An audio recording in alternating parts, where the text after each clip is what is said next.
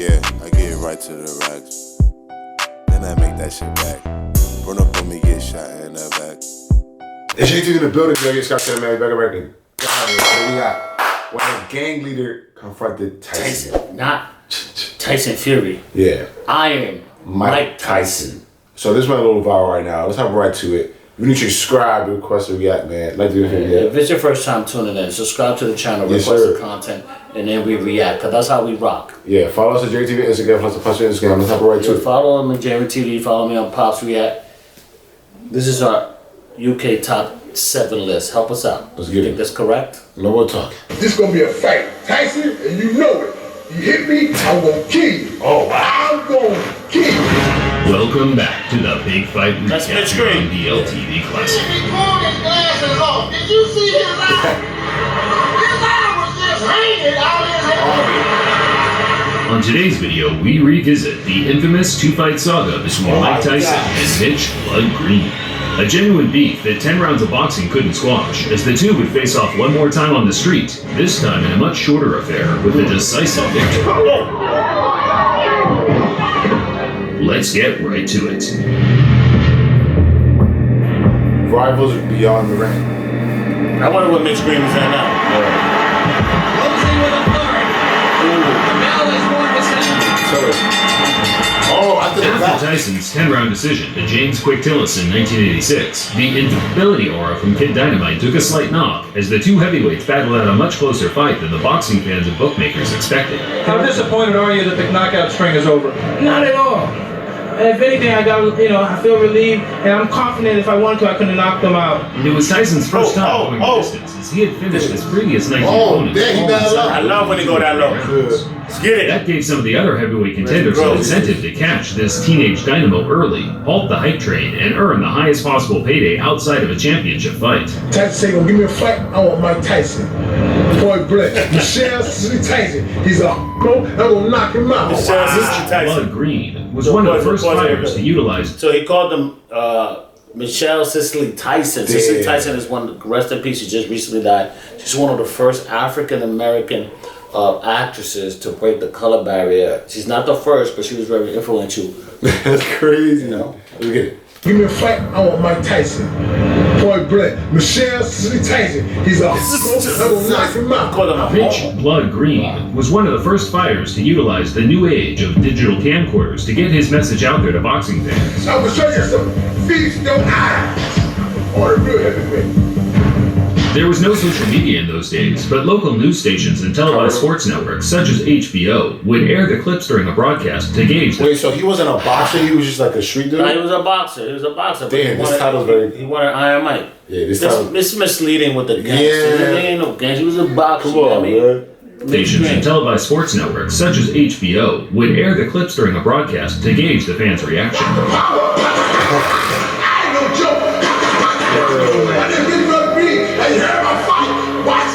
You know what? It's probably due to audio. I ain't no joke. I used to let the mic smoke because I want to put y'all in that era. You know what I mean? This is the golden age. You know what I'm saying, of hip hop. Era being Rakim, 16th letter. Nobody do it better than the R, aka the Gar. It's probably due to audio compression over time, but I can honestly say I have difficulty understanding what Mitch Green is saying. Two clear things were the muscle flexing and homophobic slurs, and bizarrely enough, as far as my research suggests, this was enough to land him a shot at the hottest prospect in world boxing. He's huge. Detroit, 86.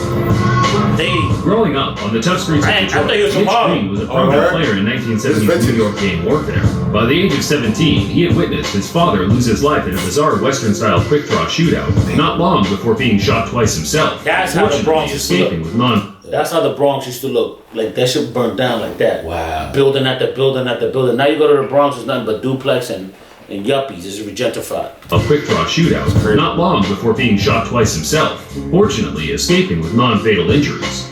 Green tried to escape gang life by joining the UVA boxing gym in New York, but by this time his ties to the street were too pronounced, as he was now hailed the king of New York street gangs by the NYPD for his role as gang leader in the Deadly Bloods crew.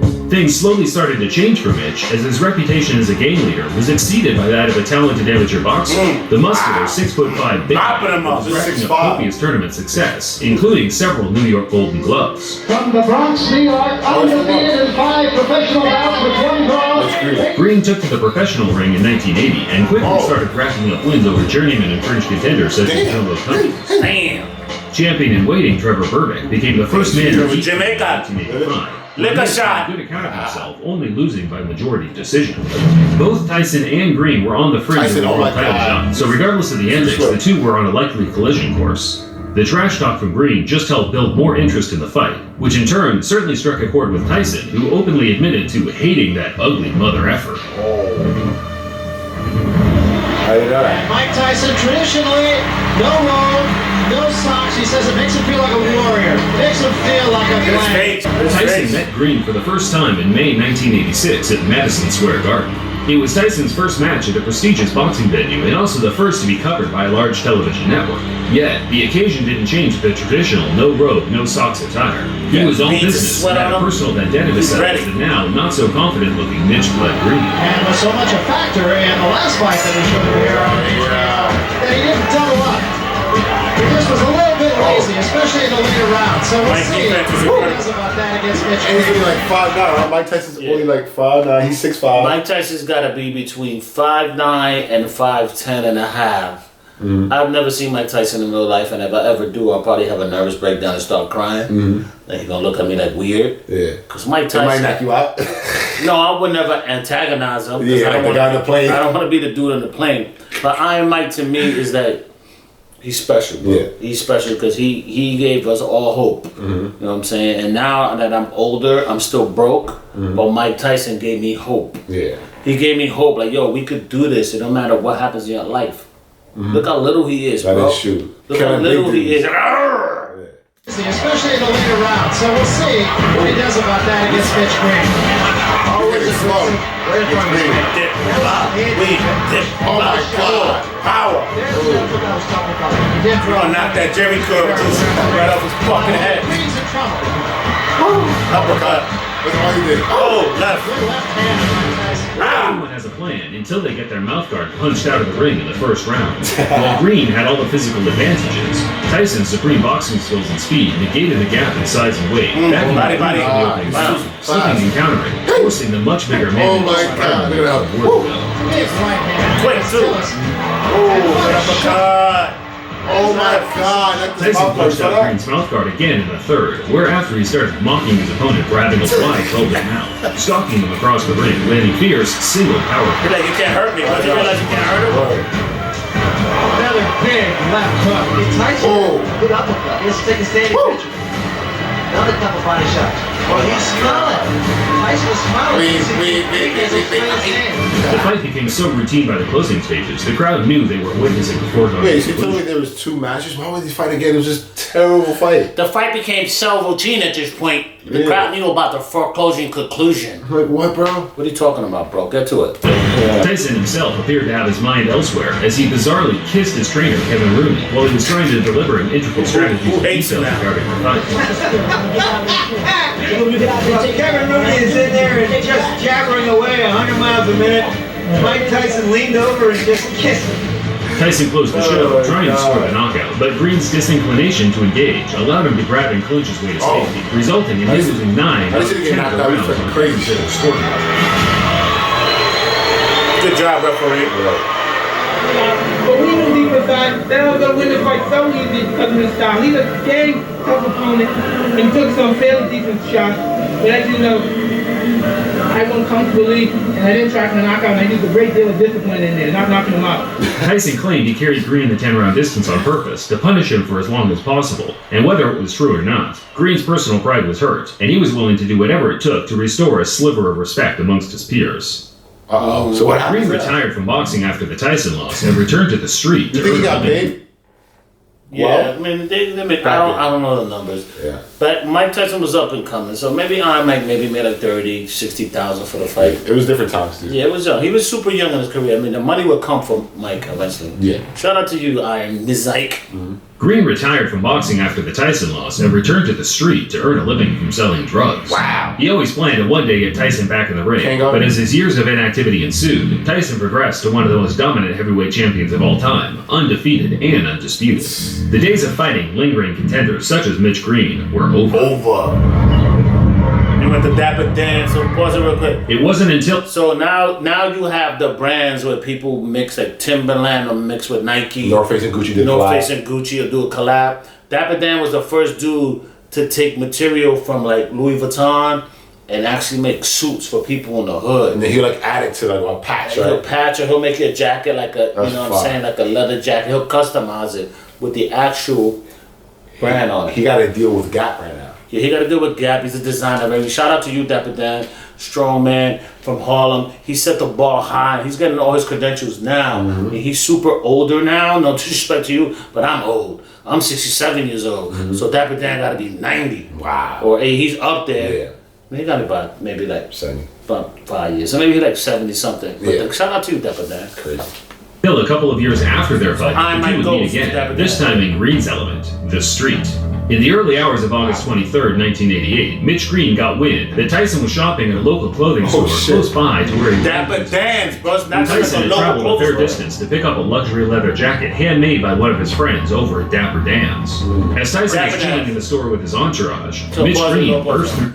He went to pick up a leather jacket at Dapper Dan's. Bro, come on. Wheel it back, because that shit is mouth. Yeah. Tyson had traveled a fair distance to pick up a luxury leather jacket handmade by one of his friends over at Dapper Dan's. As Tyson was chilling in the store with his entourage, Mitch Green burst through the door on his own, demanding Tyson either give him a rematch or empty his pockets right there on the spot. Wow. Tyson, of course, no stranger to altercations on the street, dragged Mitch Green outside and pummeled him to the ground multiple times. Oh, wow. Spectators said that the fight was short, violent, and very one-sided. In fact, it was no longer than 15 to 20 seconds, but that's more than long enough for the heavyweight champion to inflict severe damage. There is no footage of the fight, regardless of the clickbait you see on YouTube, but there were many accounts of what happened that all aligned. All except Green's account, where he claimed Tyson sucker punched him and ran. Who threw the first punch here? He did. He sucker punched me because he's with his friends, you know. And oh my God, when he hit me, and I said I couldn't get a chance to get to him like I wanted because everybody was like pulling me, you know, holding me. It's like, a street fight. Get away from me. Just to get away, and he ran from me. Green was certain the Tyson scuffle, which became mainstream news around the world, would add enough public intrigue to get his rival back in the ring. But Mitch had already burnt his bridges among the promoters in the sport, with his violent threats to Don King in the past already shadow banning him from ever earning any serious money in the ring again. Wow. After Green's failed attempts to get the rematch with Tyson, he filed a civil lawsuit for $20 million due to the injuries he suffered during their fight. The former gang leader came away with one small W to coincide with the long list of L's, winning the case and being awarded $45,000, close to what his purse was during their professional fight in 1986. Yeah, I remember seeing. So pause it. He answered your question. His purse, which is the pay, was $45,000. You know what I mean? Quick history too. I happened to do a job for Mike Tyson's manager. I was in his apartment in New York City. And he explained to me what a purse is. So a purse is what you get paid at a fight. So this dude, so back in the days in the 20s when they would fight, you would get paid. After the fight, the winner would put a handkerchief down and people would throw money in the ring. And then you put all the money in a handkerchief and that's your purse. That's your pay for the fight. And that was explained to me by Shirley Funderburg. Shelly Finkel. He was Mike Tyson's manager. And shout out to him because he promised me tickets to the Devontae Wilder fight, and I told him no because I was being a professional. But now in retrospect, I should have took the tickets because he probably would have put my ass really front row. Wow. But shout out to Shelly Finkel. That's a story and shit. You should have took it, bro. I have another funny Mike Tyson story, but that's for another day, another dollar. Check it out on the Patreon. Purse was during their professional fight in 1986. Yeah, I remember seeing Mitch Green's eye after that. Zach Judah, shout out. His socket. Broke the eye socket. Yeah, he broke his eye socket. Damn. Eye socket. You gotta hit really hard to do something like that, right? Green returned to the ring 7 years later, but at that point he was a shell of his former self. He was beaten by a journeyman with losing records until he hung him up for good in 2005. As of 2022, Green is still a large-as-life character, but now employs his energy into his love of Christianity. He still has a gripe with Tyson, but I think it's fair to say the two have now moved on, and whenever the topic is brought up today, they both make light of their infamous 30-year feud. And that didn't work. The boy scared to death. After we had the street fight, the boy scared to death. Oh, wait a minute. Didn't y'all have a street fight, Mitch? For the ring, for the street. Thinking the man would do something about it. He wouldn't do nothing. Oh, man, he freaked me out. Did you know that actually Tyson and Sal are good friends and he comes to the show? He did look. Sick. You see? He's in the audience. What the fuck? That's wow. You never saw that? Nah. That's crazy, man. Great story. That very funny, my friend. When a gang leader confronted Mike Tyson. Shout out Mitch Green and Mike Tyson, man. If you're new, change, subscribe, request, react to that. Yeah, man. Thanks for tuning in, and we love the shit out of y'all. Shout out to everybody. More boxing videos, also comments. We out of here. Peace. Hey, hit the block. Catches that slipping, we spinning in that drop. Bullets Tyson biting, fuck, I look like I ain't got a box. Ain't sparing no nigga, he try me and I'ma pop his top.